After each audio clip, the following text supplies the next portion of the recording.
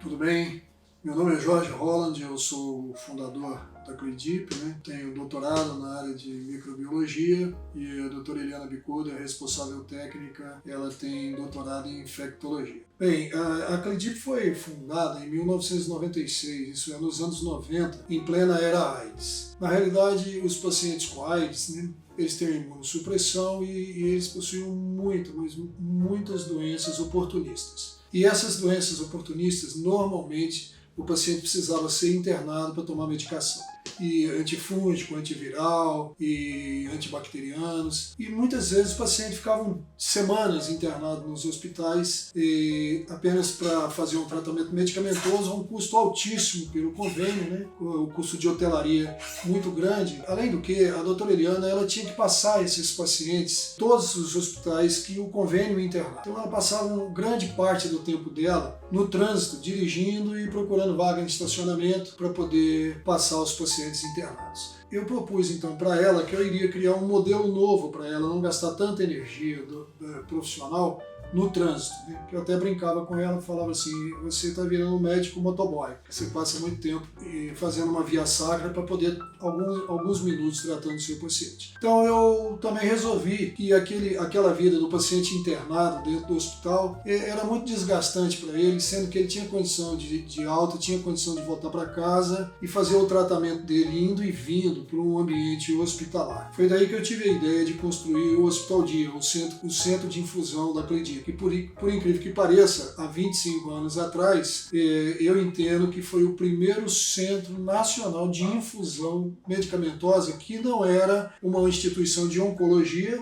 e não era uma clínica de hemodiálise. Então isso foi revolucionário na época. Todos os convênios do Distrito Federal queriam a todo custo credenciar a Credip porque isso reduzia a conta hospitalar em mais de 80%. O paciente praticamente voltava para casa, voltava para o ambiente familiar, voltava para o trabalho e não precisava ficar mais naquele internado apenas fazer um tratamento medicamentoso por conta de uma pneumonia ou uma virose, que fosse uma meningite. Então isso revolucionou o nosso mercado em Brasília, foi aí o grande sucesso da empresa, porque eu criei a Credip para evitar a internação e também deshospitalizar os pacientes que estavam internados, mas que estavam ali só fazendo hotelaria e para tomar medicação. Bem, dessa forma, quando eu decidi construir a Credip para minha esposa, eu trabalhava de forma integral na Embrapa, mas graças ao cebolão, Motorola, o telefone celular, bem como o computador laptop, eu comprei um computador laptop no Japão e eu tinha o 286 XP, que era uma maravilha. Então eu podia fazer todos os serviços e construir a empresa de uma forma já virtual. E eu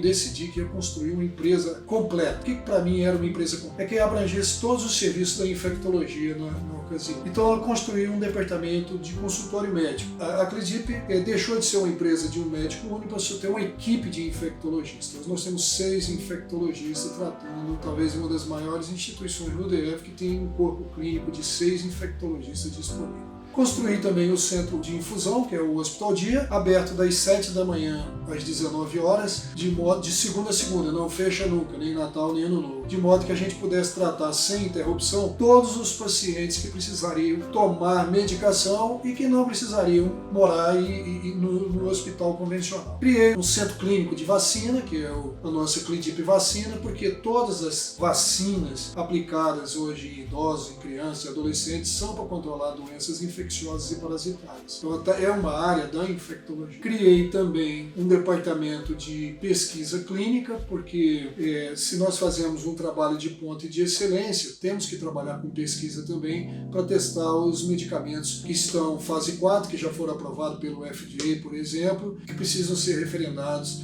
e validados no Brasil. Criei um departamento de speakers, que a gente chama de docência, que Eliana tem um envolvimento muito grande com a indústria farmacêutica, porque nós trabalhamos com fármacos, E então de nada adianta ter toda essa experiência em infectologia e a gente não repassar isso. Então Eliana para outros médicos mais jovens, e Eliana, hoje ela é uma speaker de várias companhias da indústria farmacêutica. E criei mais um departamento dentro da empresa, que foi o departamento de tratamento medicamentoso no domicílio. E não é home care, mas ele trata para os pacientes que não podem vir até a clínica, clínica, idosos, por exemplo, pacientes sem-operados graves, pacientes que têm uma dificuldade grave de locomoção, a Cledipo vai até a casa do paciente e já há 25 anos atrás a gente já fazia o delivery, né, do tratamento medicamentoso. Isso também foi muito importante, muitos convênios aderiram e ficaram muito satisfeitos porque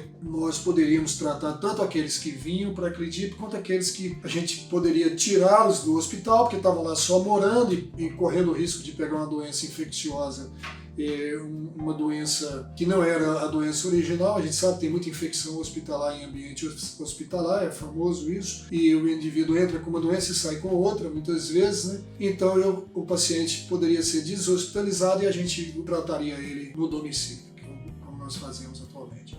Além desses 6 departamentos, eu criei o Departamento de Serviço de Controle de Infecção Hospitalar, a CCIH, de modo que os nossos médicos, passando os pacientes nos hospitais, eles poderiam avaliar aqueles pacientes que não precisariam mais estarem internados, e a proposta era eles deshospitalizar os pacientes para continuar o seu tratamento medicamentoso dentro da Cledipo no ambiente ambulatorial. Bem, então, quando eu construí a Cledipo, eu tive que criar alguns propósitos e alguns princípios. A primeira coisa que eu estabeleci é que eu ia construir uma empresa de alto luxo, de alto padrão e especialmente no quesito segurança e idoneidade. O segundo propósito foi que eu ia estabelecer uma empresa que eu chamo até hoje, converso muito com os meus funcionários, é que tem que ser uma empresa bom para todos, não pode ser só uma empresa bom para os donos. Tem que ser bom para os meus funcionários, bons para os meus clientes, bons para os parentes dos clientes que não precisam ficar fazendo visitas hospitalares, bom para o convênio, para a fonte pagadora. Então foi o conceito que eu criei, uma instituição bom para todos, né? E dentro desse ambiente interno da Cledipo, eu queria estabelecer aquilo que eu acho mais importante no projeto profissional. É o excelente bom ambiente de trabalho. Porque o bom ambiente de trabalho para mim é pouco. Tem que ser mais que bom, tem que ser excelente. De modo que os meus funcionários, eles venham dentro da empresa, os meus colaboradores, eles possam até trabalhar exaustivamente, sair daqui cansados, mas não saiam daqui nervosos, nem saiam daqui irritados. Esse é o conceito da manutenção do excelente bom ambiente de trabalho. Dentro desses propósitos, eu estabeleci aquilo que faz parte do meu projeto de vida. Criar uma empresa modelo, uma empresa referência. Mostrar que no Brasil nós podemos fazer algo que plenamente correto, com idoneidade, com segurança e que sirva de exemplo para que as pessoas não tenham aquela sensação, entrei numa empresa, saí de lá reclamando, saí de lá falando mal, saí de lá inseguro. Esse foi um dos meus propósitos empresariais. Quando eu criei o projeto Cledipo, eu também incluí de que eu teria que criar uma infraestrutura perfeita, tanto para os meus, do ponto de vista do atendimento, como do ponto de vista do funcionário, né, do colaborador. Então, eu criei o que eu chamo de corpo, né, um corpo de luxo, uma infraestrutura de luxo, onde tudo aqui dentro é comprado do bom e do melhor, de primeira linha, de alta qualidade. Né? E também aquilo que eu estabeleci dentro da construção de um projeto de equipe, que é o que eu chamo de alma, onde eu teria que trabalhar com os meus funcionários dentro do conceito de justiça e solidariedade, de modo que eu tivesse uma estrutura reconhecidamente de alto padrão e de alta qualidade, com muita segurança e também uma equipe satisfeita dentro da empresa. Então, dentro desse conceito de propósito, quando eu criei a empresa, a primeira coisa que eu estabeleci foi 2 grandes manuais, que uma empresa privada, uma empresa pública também tem que ter e a gente quase não vê por aí, que é um manual de normas e regras bem estabelecido, de modo que os meus funcionários conhecessem plenamente quais são as normas e regras da empresa, para que a empresa não fique à mercê da vontade ou do padrão estabelecido por cada um dos meus funcionários. E criei um regimento interno, é um manual de cargos e funções. Todo funcionário da Cledipo, ele já entra na Cledipo sabendo qual o cargo que ele vai ocupar e qual a função básica que ele vai exercer. De modo que ele saiba muito bem como ele vai ser cobrado, o que é esperado dele e o que ele tem que fazer por determinação contratual de normas e regras e também de cargos e funções.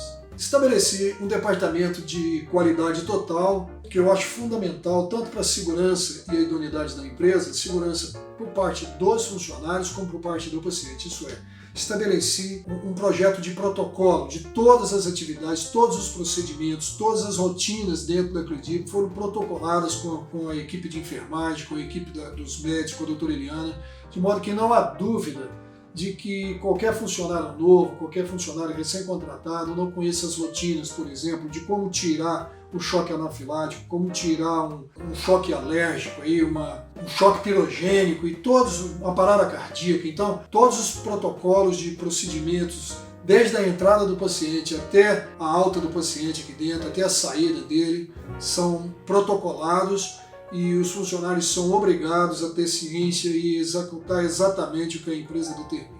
Nesse contexto, construir uma grande empresa, uma empresa modelo, uma empresa de qualidade e, acima de tudo, eu preocupei com o meu corpo, com a minha equipe, com o meu RH. Então, teria também que construir uma equipe de alto padrão, isso é, uma equipe competente e uma equipe fixada dentro da empresa, porque dentro do Distrito Federal hoje, na área de saúde, a taxa de rotatividade é da ordem de 50% a 60% dos funcionários que começam com você esse ano, no ano que vem eles não estão na sua empresa mais. É assim que dentro da rede hospitalar de Brasília, né? Então, porque tem uma infraestrutura pública muito grande, com muita disponibilidade de emprego e salários altos, e isso permite que os funcionários eles entrem numa empresa, criem uma experiência e já façam um empreite para trabalhar em outros órgãos públicos e tudo. Então a taxa de rotatividade é muito grande. E não tem como você construir uma empresa de qualidade com uma equipe rotativa. Todo esforço que você treina seu funcionário, no final de um ano e meio, ele muda da empresa e você tem que começar tudo de novo. Então eu construí algumas estratégias para fixar esse funcionário dentro da minha empresa satisfeito. A primeira estratégia que eu criei foi o chamado que eu chamei de modelo salário e equipe justa. Ao invés de contratar, como você vê aí, você entra em hospitais, tem aquele mundão de funcionário, todo mundo ganhando pouco. Falei, vamos fazer um salário justo com uma equipe justa. Uma equipe, não é uma equipe pequena, mas uma equipe satisfatória e uma equipe suficiente. E também estabeleci que dentro da Acredip não teria chefe, que esse modelo de chefia nos órgãos públicos tem diretor-geral, diretor técnico, diretor administrativo, chefe, subchefe, gestor, diretor. Isso, na realidade, é para botar o indivíduo para trabalhar na marra. Então eu estabeleci o seguinte, que dentro da Acredip, todos os funcionários seriam responsáveis por aquilo, pelo seu cargo, pela sua função. Então todo o meu esforço é construir com os meus funcionários uma equipe responsável, uma equipe resolutiva, uma equipe produtiva, mas sabendo que ele não vai ter um fiscal do lado dele, um chefe imediato para estar na vida dele e fazer ele trabalhar na marra. Outra coisa que eu criei para fixar os meus funcionários dentro da Acredip foi 2 benefícios que eu achei importantes. O primeiro deles foi pagar um plano de saúde para eles, de modo que eles não fiquem à mercê do sistema público de saúde. Trabalham com saúde e vão ser mal atendidos na rede pública. Então eu pago 70%, inclusive como é um plano pessoa jurídica, eles podem colocar filhos, marido e tudo mais. E o segundo foi a bolsa de estudo, porque pela minha própria formação acadêmica, eu tenho doutorado, inclusive com doutorado na Universidade da Califórnia, tenho mestrado, nosso foco é sempre o academicismo. Então eu pago 50% para qualquer um funcionário meu que quiser estudar qualquer coisa. Eu pago 50% daquilo que ele paga na universidade. De modo que ele não precisa nem fazer um curso voltado ao aproveitamento da Acredip. Então eu tenho funcionários aqui que eram técnica de enfermagem, formaram em farmácia, formaram em contabilidade, Eu tenho um funcionário aqui que está formando em odontologia e a minha empresa não é empresa de odontologia. Então eu quero que eles sejam profissionais com graduação no mínimo e eu dentro do possível, nós liberamos ele, reduzimos às vezes, deixando ele sair mais cedo e reduzimos às vezes até quando chegam naqueles trabalhos finais, eles têm que apresentar trabalho, às vezes vem um dia sim, um dia não, mas dou todo o suporte de ajuda financeira e suporte também de liberação, de modo que eles, quando saíssem da Acredip, saíssem daqui com um curso superior, saíssem melhor do que entrou. E dentro desse conceito, o que eu exigi em troca? Qual foi a contrapartida que eu pedi? Eu pedi 3 coisas apenas, e peço até hoje 3 coisas em contrapartida para os meus funcionários. A primeira é a assiduidade, a segunda é o trabalho em equipe, porque nós somos um time, uma empresa não é construída só pela competência dos seus donos, a equipe que está na linha de frente é que tem que construir essa imagem, essa prestação de serviço de qualidade, e também a manutenção do excelente e bom ambiente de trabalho. São os 3 contrapartidas que eu exijo, que não tem saída para ninguém, que tem que trabalhar comigo. É assiduidade, trabalho em equipe e manutenção do excelente bom ambiente de trabalho dentro da Acredip. Para manter esse bom ambiente de trabalho e manter essa empresa com uma prestação de serviço competente, eu tive que criar todos os mecanismos e esforços para construir uma equipe enganjada no nosso projeto profissional. Tive que criar estímulos de competência, de produtividade e motivação, porque o funcionário motivado, quando ele está motivado, ele vem aqui e ele produz o seu melhor. E a primeira pergunta que eu fiz para mim é como construir essa motivação. Porque a gente ouve falar que 60% da população brasileira, dos trabalhadores brasileiros, em levantamento feito, estão querendo mudar de emprego. Não estão satisfeitos no local de trabalho. Às vezes não é nem o salário, eles não estão satisfeitos com o serviço que fazem, com o trabalho que fazem, com a empresa como um todo. E a gente sabe que todo profissional, todo trabalho é importante. Às vezes o local de trabalho é um acidente de percurso, eu sempre penso assim. Então, criar dentro do ambiente de trabalho um ambiente motivador é muito importante para mim. Então, eu estabeleci a primeira pergunta que eu fiz para mim: quais são as ações de motivação, de estímulo que eu posso fazer para fixar esse funcionário e manter ele aqui com energia positiva para atender os meus clientes de uma forma positiva. A primeira coisa que eu cheguei à conclusão que motivação é uma coisa que nenhum empresário pode gerar na cabeça de um empregado, de um funcionário. A motivação, essa energia do trabalho, essa energia que vem da alma, é uma coisa pessoal, intrínseca ao indivíduo. Existem pessoas que são naturalmente motivadas e existem pessoas que são desmotivadas, são reclamonas, são sempre o mundo está devendo a ele. Ele é sempre muito bom, mas não tem energia, não tem ânimo, às vezes é até deprimido, depressivo. Agora, um indivíduo bom, cheio de energia, que quer fazer, quer aprender, quer melhorar, isso ele traz com ele dentro da empresa. Não é você que formata isso dentro da empresa. Então, a motivação está de espírito individual, pessoal. O que muita gente não sabe é que o que o empregado pode, às vezes a empresa pode fazer, é desmotivar esse indivíduo motivado. Então, eu tomei todos os cuidados para não desmotivar aquele indivíduo cheio de energia, cheio de vontade para trabalhar.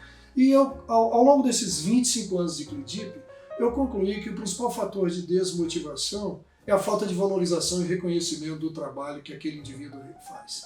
O indivíduo que não sente seu valor, sente seu trabalho valorizado pelo dono da empresa, dificilmente ele vai continuar motivado dentro da empresa. E o segundo é a monotonia dentro do emprego. Tem empresas aí que a empresa não tem cliente, não tem feedback, não tem gente, não tem, sabe, o trabalho é monótono. E isso, o trabalhador, qualquer ser humano, principalmente os jovens, eles gostam de trabalhar de uma forma dinâmica.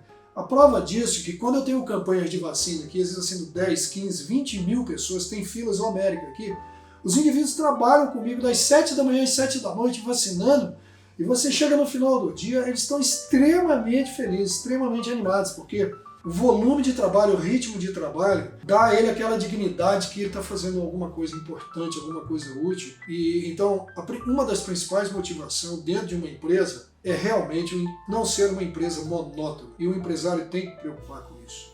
Outra coisa que desmotiva muito o funcionário dentro de uma empresa é a ausência de desafios, né? A falta de objetivos e metas. O empresário ele tem que construir um projeto de desafios, de metas, de objetivos para dentro para o seu funcionário. Caso contrário, ele entra motivado e ao longo de 1 ano, 2 anos ele desanima.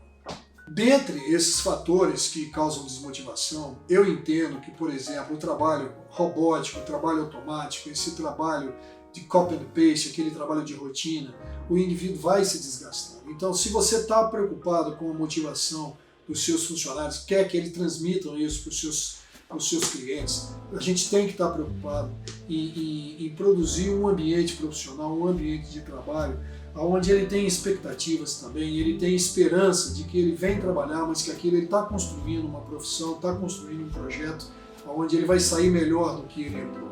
E para isso eu criei também algumas ações de estímulo, que não são ações de motivação, nem de evitar desmotivação, mas são ações de estímulo. Por exemplo, toda vez que eu vejo que o funcionário ele já trabalha no setor há muito tempo e ele já está desanimado, eu mudo ele de função.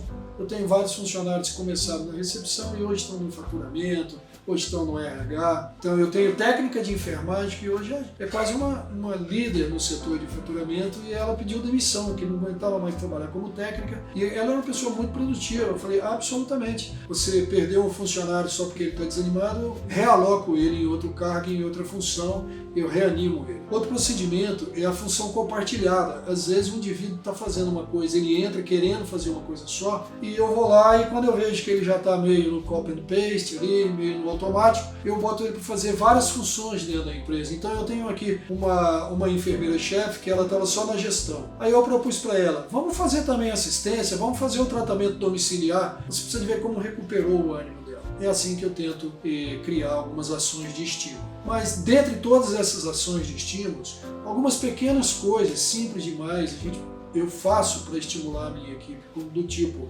um elogio em público, funcionário muito bom, uma valorização, reconhecimento daquilo que ele fez naquele momento. Todo mundo fala, é uma técnica de Skinner, você reforçar o bem que ele propôs ali dentro, o elogio que ele recebeu de um cliente, eu faço publicamente, olha, fulano de tal foi altamente elogiado aqui para mim, porque aplicou medicação com muita cordialidade, com muita gentileza. Então, isso tudo é uma demonstração de gratidão. Às vezes também dou um prêmio financeiro para aqueles que eu vejo que estão se destacando fora da database do indivíduo. Sempre gosto de fazer isso. E às vezes um perdão. O funcionário comete um deslize, quando você pensa em chamar ele, dar uma bronca, e você perdoa, vê que não foi um erro sistemático, não foi um erro programado, foi pré-planejado, foi uma falha humana. Você às vezes nem converso, às vezes mando o enfermeiro fala com ele não repetir mais isso e aprender com o erro. São ações de valorização humana que na tentativa de conquistar o meu funcionário. Uma das ações mais importantes que eu também tenho executado é algo que eu sempre acho que é um valor da dignidade humana, que é o reconhecimento autoral daquilo que o indivíduo faz. Porque existe todo mundo conhece aquilo aqui do papagaio come milho e periquito leva a fama. É muito ruim quando você estabelece, por exemplo, um funcionário faz algo de bom e é o chefe dele, é o responsável pelo setor que leva o crédito daquilo. Isso tem uma coisa que eu abomino na humanidade, que é chamado desvio de mérito. Um indivíduo faz e o outro é que leva o mérito daquilo que ele fez, né? Eu já vi isso muito em empresa, onde às vezes o coordenador fala, a nossa equipe lá, o nosso pessoal fez isso. Nosso pessoal tem nome. Você tem que, aqui dentro da Credip, eu tento sempre discriminar bem, de uma forma bem explícita, quem foi que fez aquilo, quem é que está produzindo aquilo, quem cabe àquele setor, aquela ação, aquele serviço, de modo que eu dê o crédito para o trabalhador se sentir valorizado e ele saber que o trabalho dele constrói a nossa empresa e ele sentir que o trabalho dele é útil dentro da Credip. Mas, independente disso, de todo esse esforço de infraestrutura, de construção de um projeto com fixação da equipe, a gente sabe que a pressão de fora, principalmente em Brasília, para a rotatividade é muito grande. Tem sempre alguém querendo contratar os seus funcionários, principalmente a equipe bem treinada dentro da Credip. E a gente, apesar do esforço de manter, você tem também aqueles funcionários que são eternamente satisfeitos, que eu chamo de funcionários reclamões. Então eu trabalho com alguns conceitos que são palavras de ordem mesmo, até falo isso publicamente, de modo que fortaleça de uma frase simples, conceitos que eu construo dentro da Credip, como se você está querendo que os seus colegas façam isso, façam aquilo, por que você mesmo não vai lá e faz? Quer dizer, faça você mesmo aquilo que você gostaria de ver os seus colegas fazendo. Dentro desse conceito, eu sempre estabeleci dentro da Credip a prática da ação. Quer dizer, pode filosofar, pode pensar globalmente, mas pratique, haja localmente todos esses conceitos que você tem dentro de você para fazer as coisas bem feitas e as coisas que você gostaria de realizar. Um projeto muito que eu construo dentro da Credip, que eu acho de suma importância dentro com a minha equipe, é a arte da gentileza. Uma empresa de alto nível, alto padrão, ela tem que ser percebida pelos seus clientes como uma empresa gentil. Então, hoje, a primeira coisa que eu falo no ato da seleção e no ato das reuniões com meus funcionários é: trate todos os meus clientes do jeito que você gostaria de ser tratado. Se você vai vacinar um bebezinho, a grande maioria é mãe também. Então, vacine ele do mesmo jeito que você gostaria que uma funcionária do serviço público vacinasse o seu bebê. Se você for tratar a mãe, trate do mesmo jeito que você gostaria que alguém tratasse a sua mãe. Com gentileza, com educação, com higiene, com segurança. Esse projeto é um conceito simples, mas uma frase, um jargão muito importante para mim, que é tratar as pessoas aqui dentro do mesmo jeito que cada um de nós gostaríamos de ser tratado. Compromisso com o trabalho é outra coisa muito importante, porque no Brasil existe uma filosofia assim, eu preciso fazer o que eu gosto, eu preciso ser feliz no meu trabalho, eu gosto de trabalhar com o que eu amo. Para nós que somos profissionais, nós somos operários, eu sou pesquisador da Embrapa durante 30 anos, nós somos operários. A gente está acostumado a fazer o que precisa, não o que a gente quer. Então eu sempre trabalho com esse conceito de se você não faz o que você gosta, aprende a gostar do que você faz. Porque todo mundo se realiza com aquilo que produz e com aquilo que participa. E na medida, às vezes, o funcionário é pouco participativo, ele acaba achando que ele não gosta de fazer aquilo. Mas quando você se envolve com uma causa, você acaba amando aquela causa. Nesse processo de crescimento e construção de uma equipe engajada, nós estou sempre preocupado com a formação e o treinamento. E nós criamos também, dentro da Credip, aquilo que a gente chama de pesquisa de clima, que é para avaliar qual o grau de satisfação do funcionário, qual o grau dele com os colegas, satisfação com os colegas, com a empresa e também qual o grau de satisfação da empresa para com os funcionários. Isso é uma proposta muito importante para que a gente não corra o risco de imaginar que está tudo muito bem e às vezes não está. E às vezes você descobre algum indivíduo que não está bem e você vai lá e então fala por que não está bem. Será que você não era feliz e não sabia? Você que não está sabendo valorizar aquilo que a gente está te oferecendo de melhor? E às vezes a gente consegue reverter essas insatisfações. Dentro de uma empresa privada, uma empresa pública, você não tem essa preocupação, mas dentro de uma empresa privada, não importa se é na área de saúde ou não, o empresário ele tem que fortalecer 4 grandes projetos dentro da empresa. Porque a empresa privada tem que ser lucrativa, ela tem que ter rentabilidade, tem que ser produtiva e, acima de tudo, tem que ter competitividade. Porque dentro da empresa privada, principalmente na área de saúde, tudo que você propõe fazer já tem dezenas de pessoas fazendo. Então você tem que ter um diferencial. Qual é o seu diferencial no processo competitivo dentro do mercado que você atua, né? E essas são questões que você tem que trabalhar tanto com os donos da empresa quanto com os funcionários da empresa.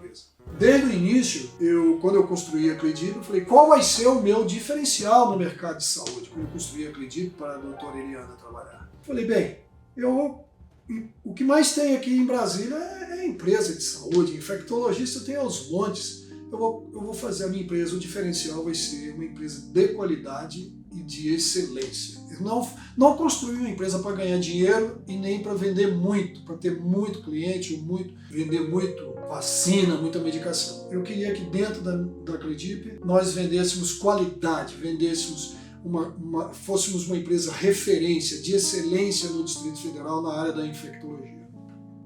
Apenas para fazer um paradoxo, no mercado privado você pode comercializar e vender 2 coisas distintas. Tem empresas que vendem produtos e empresas que vendem serviços. E também tem empresas que vendem produto de baixa qualidade e produto de luxo. E empresas que vendem serviço de baixa qualidade e serviço de luxo. Então o empresário ele tem que conhecer muito bem o produto ou o serviço que ele vende, né? Porque o produto de baixa qualidade ele tem um menor valor, mas em contrapartida você às vezes vende em grande escala. E o produto ou o serviço de alta qualidade você trabalha para determinados nichos que procuram essa qualidade, né? Então, quando você avalia o mercado privado que vende produto de luxo, praticamente toda a empresa ela agrega um valor no seu produto de alto padrão. E normalmente é um valor emocional. Se você for ver hoje, grandes empresas, se você for numa grande empresa de automóvel, ela vende para você mais que um carro, ela vende o prazer de dirigir. Ou o prestígio que você vai ter quando você estacionar aquele carro na sua garagem. Então, vende a fantasia do cliente. E uma empresa como a Credip, que nós não vendemos produto, nós vendemos serviço e serviço de qualidade. Então eu sempre conversei com os meus funcionários. Vocês sabem quais são os nossos diferenciais? Qual é o diferencial da Credip que nos coloque no mercado como uma empresa de excelência, de referência? No caso da Credip, nós não vendemos produtos. Nós vendemos serviço de luxo, serviço de qualidade. Então, os meus funcionários, cada dia que eu venho treinando eles para entender que nós temos que construir um diferencial dentro da empresa, porque nós temos um diferencial. Por isso, nós vendemos informação. Uma informação não pode ser mal dada. Às vezes um simples telefonema, você tem que dar a informação correta, porque se deu a informação equivocada, você está vendendo um produto estragado. Então, serviço de qualidade significa que você tem que ter uma equipe que entende que ele tem que estar afinado com o alto padrão da empresa. O nosso valor agregado, então, nessa prestação de serviço de qualidade, já não é vender um produto, uma fantasia para o cliente. O que nós temos a oferecer como diferencial de qualidade é o nosso jeito de ser, é o nosso acolhimento quando o cliente entra dentro da empresa, entendeu? É a nossa seduzir o cliente, é atender ele de uma forma que ele se sinta seguro, se sinta protegido, se sinta acolhido e tenha conforto dentro da empresa. Eu tenho clientes hoje que falam assim para mim: doutor, eu estava no inferno, estava internado, e entrei no céu. Eu já vi vários elogios desses. Por quê? Porque o atendimento é de qualidade, desde a recepção até o atendimento médico, o atendimento da equipe de enfermagem, o procedimento, o ambiente de luxo, a segurança que ele tem com a higiene, com tudo higienizado, e também com a música de qualidade. Ele vai sentindo. Eu tenho paciente que fala: eu entrei aqui para tomar medicação e vim aqui como se eu tivesse saí daqui como se eu tivesse feito uma terapia. Isso é muito importante para mim, porque esse é o meu diferencial de qualidade da minha empresa. Nesse processo de construção dos meus funcionários, produzir para os meus clientes esse diferencial, é um processo de educação contínua. Então eu criei um programa chamado PEC, que é o Programa de Educação Continuada. É onde cada vez mais eu envolvo os meus funcionários mais experientes para treinar os meus funcionários mais jovens com todo esse conceito. Que não adianta vir aqui só para dizer: não, eu sei aplicar uma injeção, eu sei aplicar um soro, eu sei pegar uma veia. Acredito, não é uma empresa de procedimentos. Nós não vendemos medicamento, nós não vendemos vacina dentro da Acredito. Quem vende vacina é a indústria farmacêutica. Quem vende medicamento é a indústria farmacêutica. Nós vendemos prestação de serviço, diagnóstico, informação de qualidade. Nós vendemos se o paciente pode, se o bebê deve ou não tomar vacina hoje, se ele pode ou não tomar vacinas conjugadas, qual o tempo de intervalo entre uma vacina e a outra. Nós vendemos prescrição médica. Às vezes o melhor tratamento é tirar todos os medicamentos que o paciente está tomando, não é aplicar a medicação dele. Então, nós vendemos tecnologia de informação, nós vendemos software. Acredito que não vende hardware, nós não vendemos produto. Então, dentro desse processo de educação continuada, eu estabeleço sempre que possível essas máximas para a construção de uma equipe, uma formação intelectual, de que é preciso, um dos fatores mais críticos para você construir uma equipe fracassada ou até mesmo um indivíduo fracassado, eu sempre falo que é você não investir em educação, isso é, você não ensinar o que você sabe, não aplicar na prática, ou falar aquilo que você ensina acaba caindo no descrédito, e você não perguntar aquilo que você não sabe, porque o funcionário que não pergunta o que não sabe é um funcionário que não quer melhorar e não quer aprender. Então eu construo sempre esse conceito dentro da clínica de que é preciso fazer um projeto de educação continuada para que a gente aprimore todos os nossos procedimentos aqui dentro. Além de todo esse projeto com a infraestrutura, com a equipe, eu sempre estabeleci que para um empresário de sucesso ele tem que ter alguns focos muito importantes. Um deles é o foco na despesa, porque às vezes melhor do que você aumentar a sua receita e pensar em ganhar mais dinheiro, em conseguir mais contratantes, mais convênios. E dentro da área de saúde tudo é tabelado, é muito difícil você gerar receita e faturamento. Então, se você quiser aumentar o seu faturamento líquido, é melhor você fazer uma vistoria grande e colocar seu foco na redução de gastos, na redução de despesa, porque despesa é igual unha, é igual cabelo, vai crescendo lentamente, vai adentrando a empresa. Quando você vê, você tem uma gordura muito grande que você poderia cortar e enxugar e com isso gerar receita líquida. Então o empresário atento, ele precisa focar na redução de desperdícios, evitar prejuízos e principalmente na área de saúde, fazer o possível e o impossível para fazer o controle de gloses.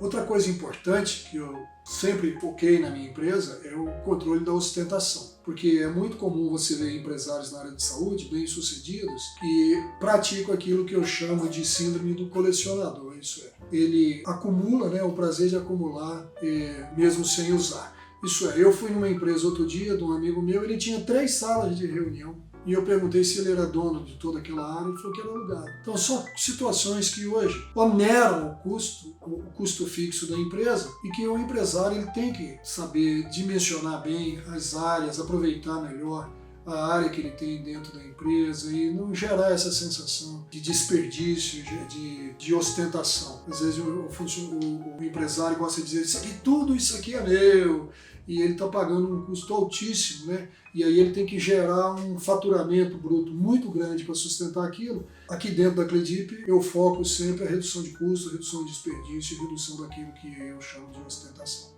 E outra coisa muito importante que na área empresarial, que eu pratico aqui dentro, é a questão de você ter coragem para delegar cargos e funções. O empresário, ele, infelizmente, se você quer crescer, se você quer ter uma empresa grande, próspera, você não pode ficar tudo na sua mão. Aquele conceito de que só você é capaz de fazer bem feito, que a empresa só funciona com o olho do dono, ou que só o dono é competente o suficiente para construir uma empresa de qualidade, isso aí, na minha opinião, não funciona. Porque você tem que confiar, estabelecer uma relação positiva com os seus funcionários e confiar, porque você precisa viajar, precisa sair da empresa, nem toda hora você está dentro, e as coisas, a sua presença ou a sua ausência tem que funcionar de forma perfeita. E assim você conseguir se liberar e trabalhar na auditoria, que é o mais importante dentro da empresa. Auditar se está tudo indo muito bem como você programou.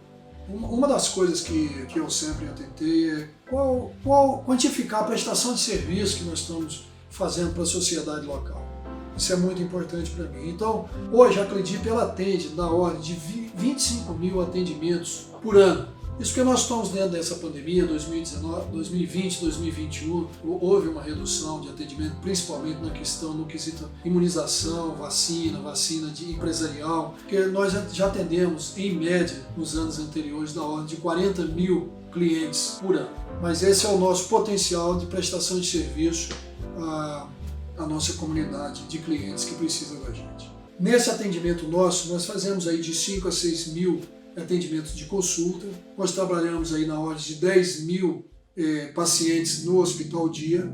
A Cledip Vacinas, nós estamos atendendo na ordem de 2 mil a 3 mil clientes vacinados e ainda nas campanhas, que nós chamamos de campanha de vacinação em massa, da ordem de 8 mil clientes. Então nós temos aí um atendimento atual que houve realmente uma redução de 2019 para cá em função da pandemia, mas esse é o nosso público que nós estamos prestando serviço, que é um público considerável.